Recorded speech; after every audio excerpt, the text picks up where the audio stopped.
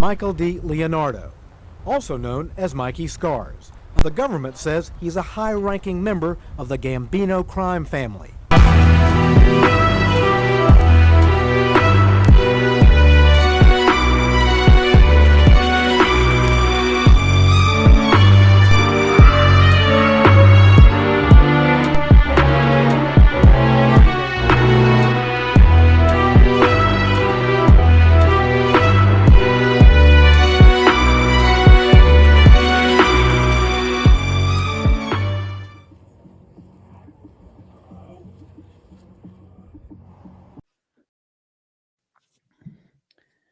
No excuses with Michael DiLeonardo. I'm your host, RJ Roger.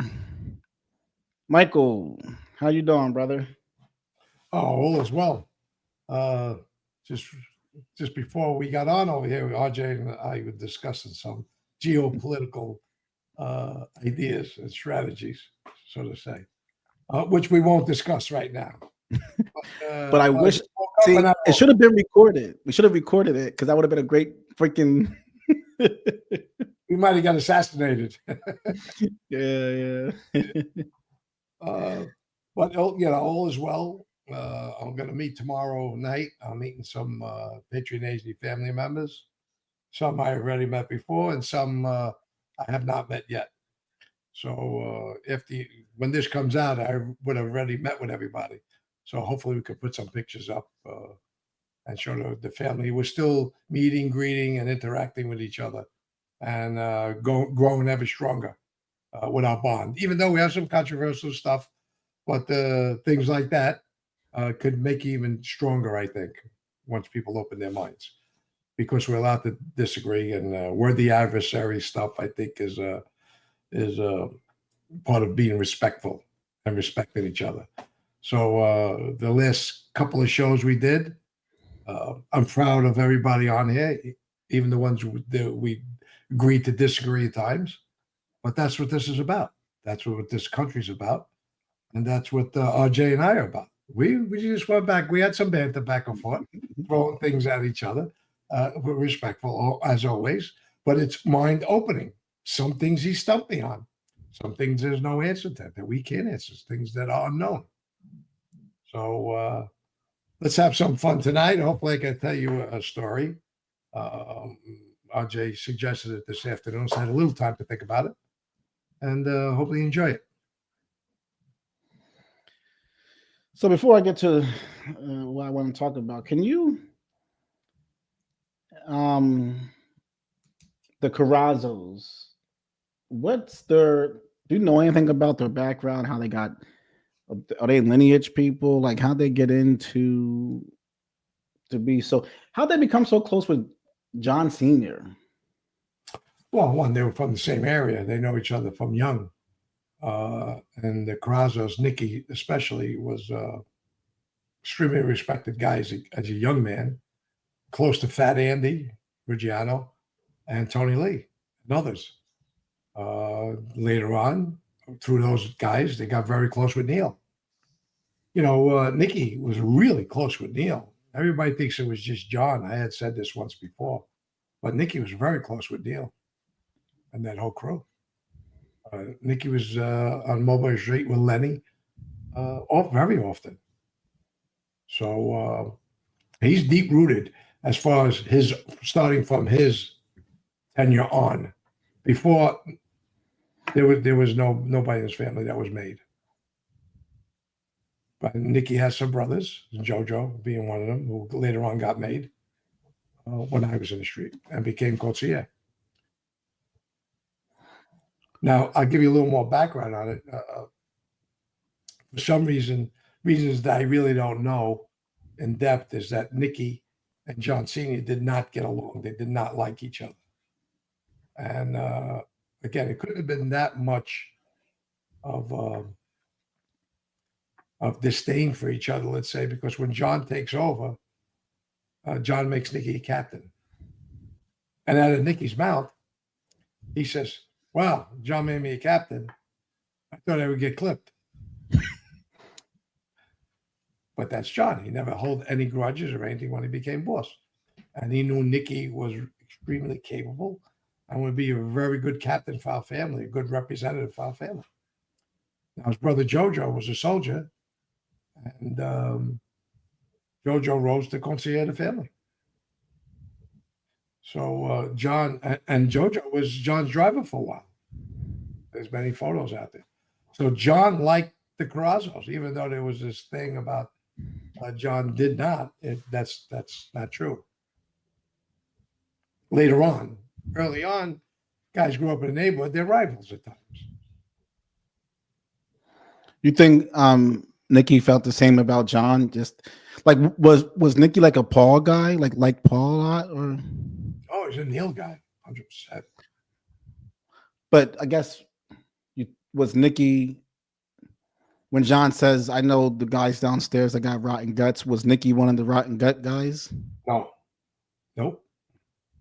If he would have meant it about Nicky, he would have spouted about Nicky, but he did not.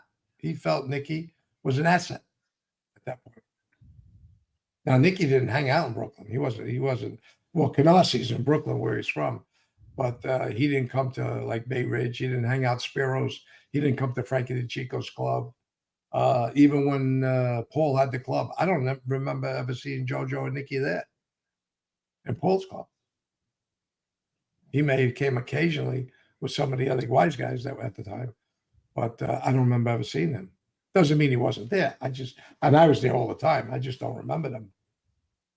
So no, that was that faction of Neil's, and Nicky and all his guys were close with Fat Andy and Tony Lee, two great guys. What were your thoughts on the Corrozzos? Well, I really didn't know them before. I started knowing them when I started going to Raven Night, meeting John, and then going out to Queens. And Nicky was a force. Jojo, different type of personality. But Nicky could have been, in his mind, he could have been the boss. But I think Nicky would have erred on the side of more of like a Sammy mentality. I think he would have been too rigid. Oh, okay. Yeah, he could have been a boss though. He knew life, that's for sure. He knows the life. So, but he could. But I think he would have been a little too rigid. I think it would have been more hair trigger, more like Sammy. Now, Nicky didn't kill his guys. I don't want to make that comparison at all with him and Sammy. Because there's not too many. I'm just talking about the power angle, the power structure in the head where they would be and how they would act. But Nicky wouldn't have killed his guys because he did not. He protected his guys. He was a fierce fighter for his guys, all the young guys especially. Who were some of the guys around, like in his crew? I'll leave all those younger guys out of the picture right now. Oh, so they were okay. There was no old timers around him. There was a few, Old Man Willie, and then there was some other guys, but Nicky had some connections to downtown Brooklyn too. So with the older guys down there.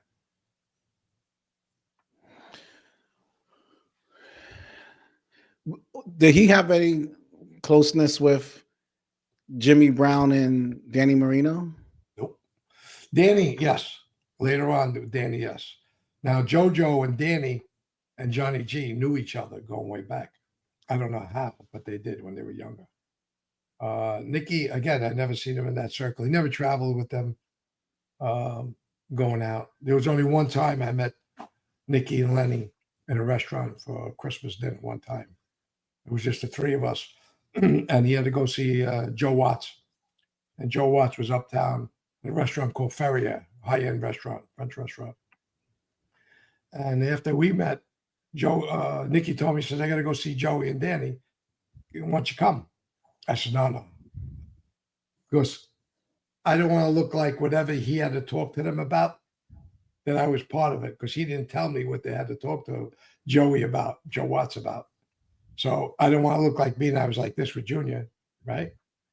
That looks like I'm part of that emissary, whatever message is going to be conveyed to him, that I'm part of the contingent. So I told him, no, you go, Nick, you go with Lenny. He insisted. And then I did go to the restaurant. I met with Joey and Danny, but they talked on the side and had nothing to do with the combo. Did Junior have any thoughts or ever express any thoughts to you about the Carrazzos? He was a little wary of Nicky for a while, and then he got very confident with Nicky. He liked Nicky. He started to like Nicky a lot. As a matter of fact, one of the messages when Nicky got put on the panel with the five of them, he became the fifth guy after Valerio came off. Genie Gotti sends a message out: "Don't start a fire you can't put out," meaning Nicky. So there's something I kept in the back of my mind, come from Genie to his nephew. And then John and I talked about it. He says, "No, I'm not worried about Nicky." So that my position stays mute at that point. And again, Nicky was a good representative for us. What was Gene saying? Don't give this guy any power.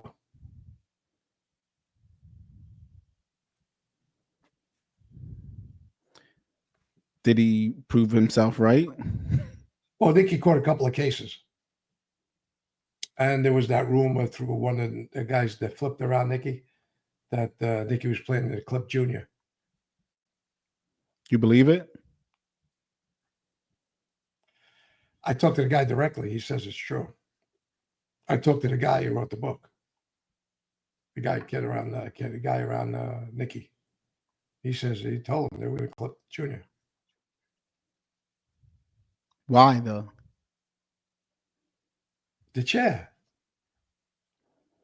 The magical So they were chair. going. So they were going to usurp and take over. According to Andrew, yeah.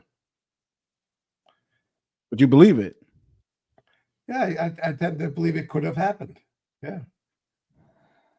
Wouldn't they have had to have some kind of communication with the commission or somebody? No. John was the boss. John was just alive. This is the mid-90s. 94, 95-ish, I guess. Nicky gets pinched around there. Nicky winds up with 2 cases. That's my kitty cat. She wants to come in. All right?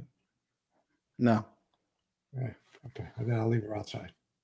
So you think that the Carrazzos then, or Nicky, was going to clip essentially the acting boss and take over the family? Yeah, that going to Andrew. Again, it wasn't my thinkings. It wasn't my deduction. But I find this out after we flipped. The both of us flipped. That's when I meet him. He tells me a story. So, you know, the way he tells the stories sounded very believable. Just because I have to ask this, if say he would have tried that, would there have been a charge mounted, or would Nicky been able to take? But let me just put this in context. Frankie DeChico, mystery. Eddie Lino, mystery. Bobby Borriello, mystery. John Jr., mystery. Vacuum. Here comes the vacuum again. So it just would have been another who killed Junior kind of thing. Everybody might have grouped up around Nicky. He might have been the guy at that time. Don't forget Jimmy Brown, Danny Marino off the jail.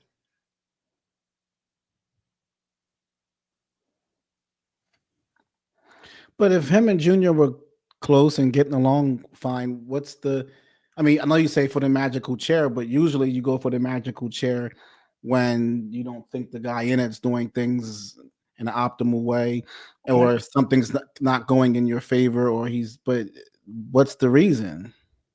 Junior is 30-something years old. He was born in 1964. This is 1994. He's 30 years old, right? Quick bet. How long do you think Junior will hold that chair? Does Nicky ever get the chair? No. John Gotti, Paul Castellano was going to prison, 3 cases. What did he do? He took him out. He wanted it.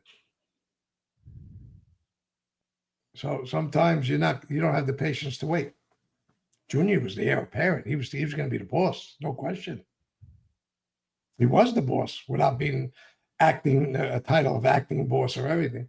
or anything like that. He was behind the panel, and if you don't catch that case, he winds up being the boss after his father dies. If you don't catch the scores case, he's the boss. I think we agree that. I know we agree that Junior's an intelligent guy and everything, but was Junior perceptive of, like, you know how sometimes, like John said, I know the guys that got rotten guts. He could sense certain things about people, even a guy laughing and smiling in his face. He knew what was real and what wasn't. Did Junior have the kind of personality that he could separate like that kind of situation and be able to tell, like, or was he the kind of guy that, because there are people who fall for every smile. Was Junior the kind of guy, like, if you were nice to him and you talking well to his face, he would receive it too much? Or was he too trusting, or was Junior a little bit not trusting and distance with people? Because you would think Junior would have been a little sleeping with one eye open as far as Nicky Corozzo is concerned, especially since his dad didn't fancy him too much. His Uncle Gene says something. Yeah, but his father did after a while, and he had his brother driving around all the time. So that was history already, and Junior felt like they got along enough, and Nicky was going to be loyal enough. That I could tell you because I was there. I had these talks with him. Yeah. And, there were certain events that happened that it came into question what's going on, and he still stood by him even after questioned some of the things that were going on. So no, Junior never. He wouldn't have hurt him unless he heard Nicky was going to mount the charge against him or was going to hurt him. No, he liked Nicky. Now Jojo becomes consigliere, but now that was the seat that was supposed to be yours, right? Yeah, according to the senior and Pete Gotti, yeah. But he only got it because you turned it down. Well, do we know if he really got it? Do we know if Pete really got it? We don't know. I know Pete told me he went to go see his brother, and it was offered to me when John was alive, of course. And around mid 98, whenever John was in Springfield in prison, because they moved him out of Marion, and he got a contact visit with him with no glass and no telephone. That's how we're able to talk. And when John's incapacitated on his deathbed, Jojo Corozzo, Joseph, the lawyer, was seeing John, and he comes back with the message about his father being consigliere. So I would think that John Sr. rewarded him.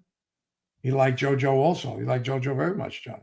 And being that the son was going out and visit him, he's an attorney, he could have rewarded him, but we don't know that for a fact. I err on the side, yes, he gave him the position, but it was the message that brought the message back. So that administration was Pete as boss, Jojo consigliere, and who was under boss? Arnold. That's right, Arnold Squinteri. Michael, you would have to agree when you look at that.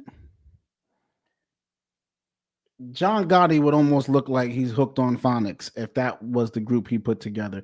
It would look like contradictory to everything John Gotti ever was, from being a smart guy that could put together a team and put people together that he knew. We know John cared about. We have the tapes. 100 years from now, and 20 years from now, we're gonna be real proud of these freaking bums and all this stuff. And he's talking about guys he was making that. If I can get 5 years, we'll put this thing where they can never break it. So we know he Costa Nostra till I die, be it an hour from now, be it tonight or 100 years from now. He has a lot of little statements where we know he cared about, right or wrong, but he cared about that life and he wanted to preserve it. He said, we're not going to have these guys, they invite a cop in a half second, but two friends they won't let in. I know so many of the quotes, like he was mad about Paul taking stuff out, he with the cops and all this stuff, but he won't. So John said the guys having secret freaking parties, guys having secret parties and stuff. He cared about the preservation of the life. You want to know what the sad part is? in John's mind, there's nobody left. His son disappointed him with the deal. We showed the videotape, right? The Scores deal. That was in 99. The new administration don't get put in place until just when I'm on trial in August of 2001. That's the first official administration. Junior basically is not in the running for any administrative position in lieu of the video we see. Right? Who's left? Genie's gone. He's doing a huge bid. Johnny Canadia's gone. He's doing a huge bid. Who's left? I declined. Well, you got guys, Johnny Gambino. No, Johnny was in jail anyway. Oh, yeah. Never going to give it to them, ever. He's never going to give it to Sicilians. There's no way, ever. Jimmy Brown, Danny in jail, right? They're coming home. Jimmy dies in prison. Anyway, he's never going to give it to Jimmy or Danny. Nicky's got 2 cases, so who's left? Arnold Squitieri, who's a loyal Gotti loyalist, very close to John Arnold Funzi. Is he administrative caliber? John knows he's not, but he's loyal. John has family out there. Jojo, okay. Jojo was close. He made that close relationship at that point. Okay, not a loyalist. Next part is Pete. Does he think Pete's the boss? He called him a pee-pee brain all the time. He knows he's not, but he's a Gotti, and he's a loyalist. And he can protect his son and whatever else is out there for the Gottis. John was stuck with the, the worst of the best. You know what I mean? There was nobody there he could put. Who do you have left? The Gambino family was in tatters after Sammy.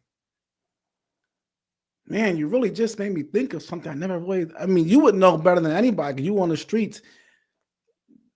There isn't. Wow, that makes me think. Yeah. And you can't think of anybody that you could. Not from coming from John's point of view. Joe Butch, sick. He may have been dead by then. No, what do you think? I don't know. Joe Butch was very sick. Came out of prison. He was very sick with diabetes and everything. He may have died around that time also.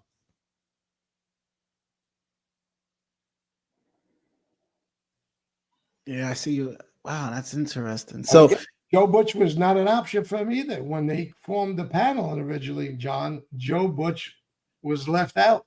And when his replacements put, Joe Butch is left out. Joe Butch could have been a boss easily. Family goes back to sand. He knew the life. But he was a staunch Sicilian, a Shakadana. John wasn't going to put it in their hands with his family out there. So he left it to people that were not capable because that's all he had left. That's why Pete says, my brother's going to be annoyed with you when I refused. I like how, and the way you say that, not from John's point of view. I see how that makes sense. Yeah, wow, that's interesting. So you believe it then? So you do believe that John? Because I used to. Now that you say all that, you just sharpened my pencil a little bit on how I think about. Because I used to always wonder, did John really pick Pete, or did Pete just say John said I'm? But now when you say that, it sounds like I can believe it now. Yeah, because, I had my doubts also, but you look around and say, I didn't want it. I refused. I refused something that I would have loved to be in that position.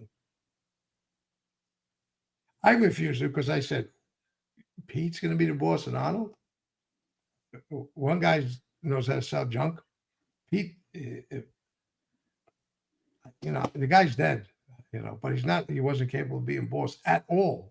Last guy that pissed in his ear, or the last guy he went like this, like I did to him, gave him money, it was over. You lost. Very dangerous. And I had beef after beef with him. Not bad beef. We had so many differences of opinion and administrate. The guy didn't even know that you had to vote the boss in. When I asked him, I don't remember voting. I got to introduce him as a boss. I could never tell that to John. I wouldn't have left the room. And he turns around to Rich. He goes, "You got to vote? Go up and see Jeannie, see if that's true." Go up and see Jeannie?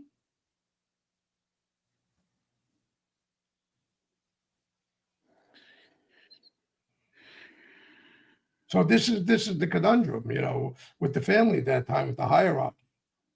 There really was nobody capable that would have been loyal on the Gotti end. Sure, was there soldiers that were loyal? Absolutely, but they were administrative quality.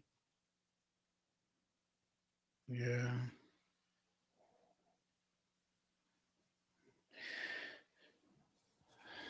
And then that bullshit about Junior withdrawing, when Richie goes up and tells him about the new administration, when he was up in Raybrook, and Junior comes and tells Richie, "Where do I fit in?"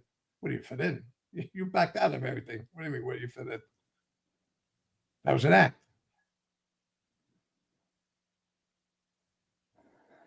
You just said that do you truly believe John was disappointed in his son?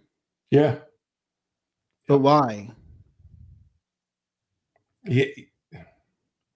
John made his brother go to trial. Was his best friend, one of his best friends, Johnny Canella, get a ton of time when they could have took under a decade, under a double digit. A lot of guys took pleas, but I just think John's mentality was, "You're going to take a plea here. They're going to hit you with another case. What do you think this is going to go away?" Well, Junior said that. John said that. He said that. Yeah, but I knew that. I went to trial in Atlanta. You didn't think I know they would come with another case?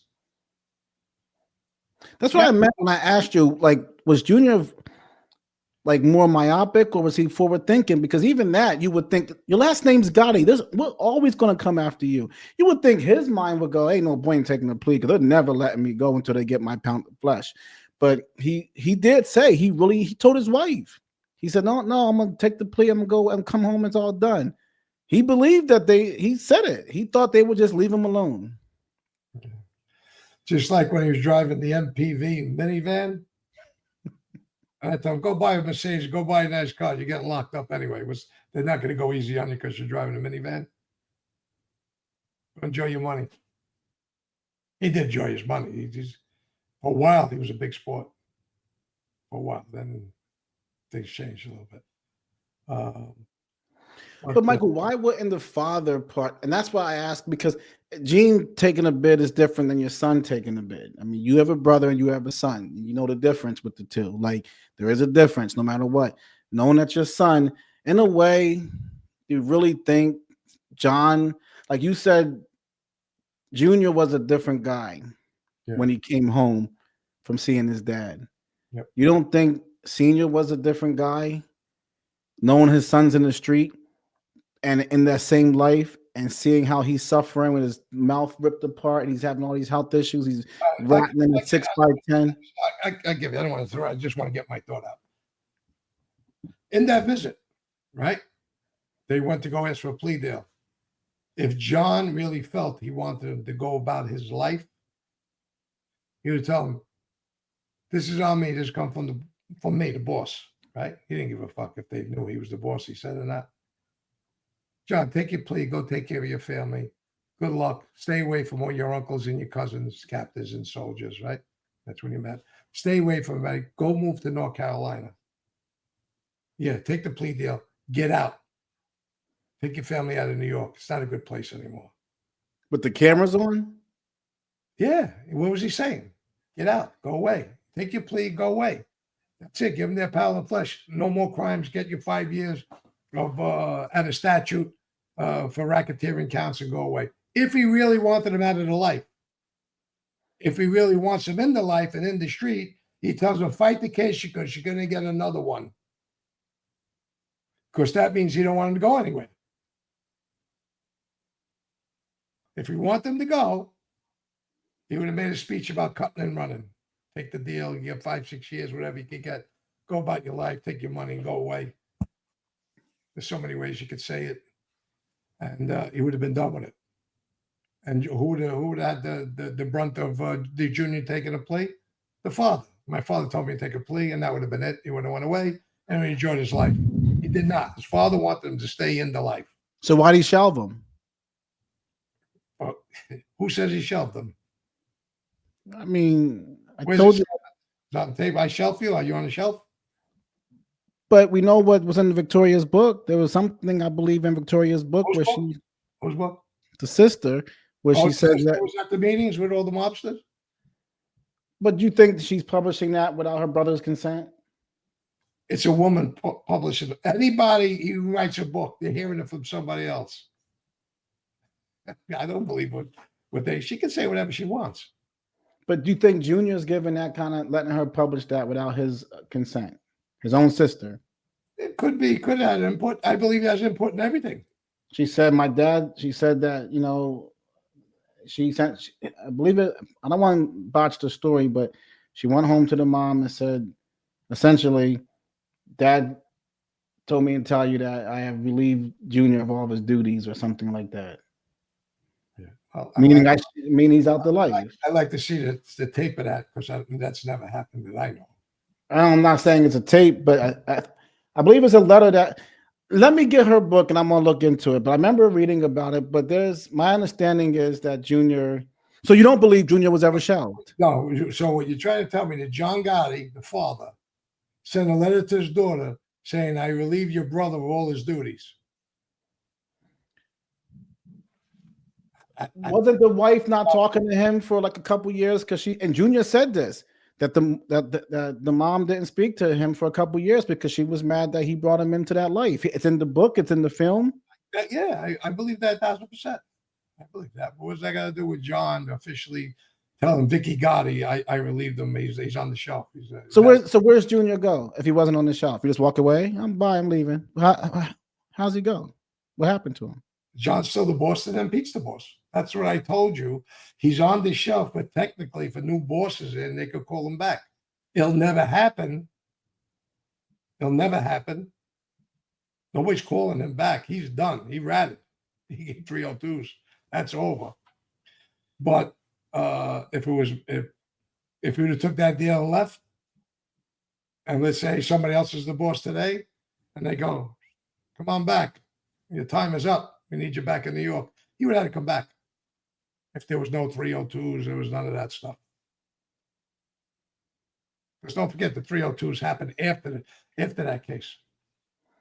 It wasn't in the Scores case he did that. It was the next case he was going to get hit with. So, John did not want him to take a plea like anybody else to say they're coming again. That's part of the reason. And for him to say, fight the case and go to trial, he didn't want him to leave. That's just my opinion.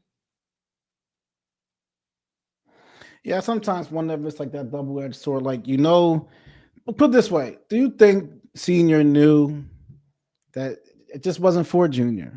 You think he's a real life street guy. Came from it. It's like a stray dog knows when the house dog got out the fence. They know the difference between the house dog and the stray dog that's to hunt and kill to eat. You, without asking, hey, does your milk get laid out for you? He knows. There's just a difference in your conduct. Do you think John Sr. probably also knew this ain't for my son can't rot in this place like I can. He can't, if I get 50 years, I know what I got to do. Do you think Senior knew it? And he pinched his finger. He had his finger pinched. Good point. And he probably wouldn't have pinched his finger if he didn't think he was capable, I guess I would say. And what was the next step? He made him a captain. And what was the next step? Okay. Good point. No, that's fair. The next step was, you're in the hot seat. You're the boss now when I'm gone. So I think all those other arguments fall flat. That's fair. I accept that. That's a fair point. Muzzle tough. No, that's a check and a mate. I agree. I don't think Senior would have made his son if he didn't think his son was for the life or couldn't handle the pressures of it. And RJ, what is John's prophecies about himself? What does John see in the future for himself? John Senior, prison, right? Says it. Going to prison. So that means his son, in those capacities, are going to be in his stead until John Senior dies. So that means he has all the exposures you could possibly have with law enforcement and other things, nasty things that go on in the street, with 3 guys that were murdered already, that were mysteries, right? So he had his son out there with all that happening. He had some value, some great of confidence in his son that he could handle the street. Now, did he think he could handle it like him? No, because John says, nobody like me. Wait 5,000 years, you know, find a guy like me. That was John. But his son, he figured could navigate. That's why John told his son and everybody else on that panel, tell my son to stay in the background. Let Michael and him stay in the background. Stay in the background. That was the drum. Pete and Jackie come to John says, tell this kid to stay in the background. He's not listening. He says, he's not listening. What do you want from me? He can listen to me either. So, yeah, John was a unique character, as we know, in that life. And, you know, there's certain people he trusted and certain people he had no choice at the end to put in certain positions. If Nicky Corozzo was in the street, he might have been in that administration instead of Jojo. Or John liked Jojo more than Nicky and rewarded Jojo instead of Nicky because he could have pointed Nicky. Nicky didn't get life. He had 2 cases, but he was coming home. So John gave it to Jojo. Don't you think it takes a certain coldness to bring your son into life like that? Like you said, there's no way you could do it. So I guess I wonder, like, because it can be contradictory to other positions we have taken on Senior. Like, you're signing your son up to die in jail, get killed in the street. That's why, to me, the way you explain John, a man with a conscience, man with a heart, I think after you sit in that box, you know, the cell makes a man very honest. Yeah, that's when it's like you said, you know, you find out what you are when the test shows up. It's easy to have a suit, a nice car, have eat, drink all day, have the girls, but now when it's all gone, now what are you? So the prison cell makes a man very honest. You start seeing the world differently. So I would almost, and again, I speak as an outsider. I'm thinking John sitting there like, I don't want this shit for my son. I don't want my son to die like this. Okay. I'll go back to my previous thought. Why didn't he say, okay, go to North Carolina? Because the cameras were on it. He knew he can't say that because it hurts his legacy also as the greatest gangster ever. He could have put it a different way. John, make a resolution in your case. Be a good boy. Take care of your family, John. Maybe you should go buy a summer house down in North Carolina, South Carolina, somewhere. When you get home, relax, enjoy yourself. You could have done that. But your position is you think he held some disappointment for sure. Mikey Mike. Did I look at my email? No. No, I'm doing a pre-record RJ as we speak. Bye. Is he okay? Yeah. He emailed me something. Okay. All right, well, let me go to the next thing I wanted to talk about. So we were talking about the Corazzos. We swerved a little. That happens, but it was a good discussion. So the Corazzos are in power. And now you never told me the full story, but you were called to a sit down. So I'm gonna get, I guess, to detail the story for the first time now. But can you tell me what happened, what led up to this, and Yeah. Well, when I was away on trial, I had Joe Brewster. I took him from Jimmy Brown. He was in my crew. Again, my second cousin, and I handled the construction and for the family, Local 23. He was a delegate there. He was a business agent delegate. And during the course of him being in the street when I was gone, I wasn't privy to a lot of stuff that was going on. I was on trial. So when I get home, I find out there's a beef about a garbage company and who was claiming him. The guy was hanging out with Joe Brewster a lot. The roll-off containers, he had this guy. And there was another guy who wanted to be the captain. He's around, so I'm going to skip the name for now. And he was claiming him. So the beef falls into my lap. I meet with Frank Cali and this other guy, and we're sitting down talking about this beef, and this guy's claiming Joe. Joe was not at the meeting. He was claiming this guy that Joe had around him, that he was with him, and that Joe wasn't accommodating him by bringing the guy around. In so many words, right? So I went and talked to Joe Brewster, and Joe told me, he says, Michael, yeah, I'm friendly with the guy. We go out with our wives. The guy's a good guy. We're taking a few dollars from him. And, he's saying he's not with those guys. And I says, well, they're saying he is. So I go back, I meet with Frankie again. I go meet this guy. And I told him, Joe says that, the guy says I never met you. He says, no, I never met him. Well, who did he meet? He met another guy, Frankie Depp. I think it was. He was around a guy around Frankie Depp, who was a captain. And I says, really?